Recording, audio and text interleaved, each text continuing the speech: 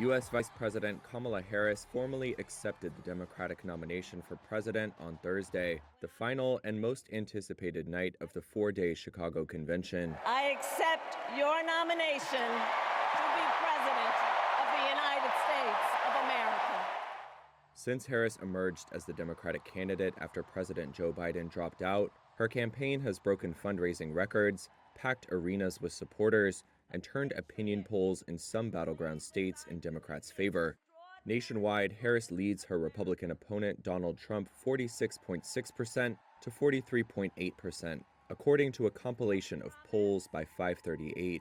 But heading into Thursday night, Harris had yet to articulate much of her vision for the country and has faced a slew of personal attacks from Trump, who has called her weak on the foreign stage.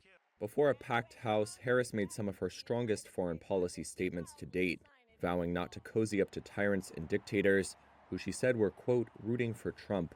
And as president, I will never waver in defense of America's security and ideals, because in the enduring struggle between democracy and tyranny, I know where I stand and I know where the United States belongs. Harris also laid out some broad policy principles, announcing tax cuts for the middle class and vowing to fight for reproductive freedom and voting rights. However, her speech was short on details, which she could be pressured to provide in the coming weeks.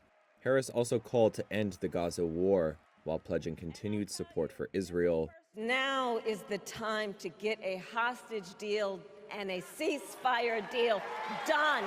And let me be clear, I will always stand up for Israel's right to defend itself, and I will always ensure Israel has the ability to defend itself. Before the speech, thousands of Palestinian supporters once again gathered to protest U.S. support for Israel as it wages war in Gaza, which Palestinian health authorities say has killed over 40,000 people. The issue was one of the most divisive among Democrats and got little attention at the convention, which could hurt Democrats at the polls.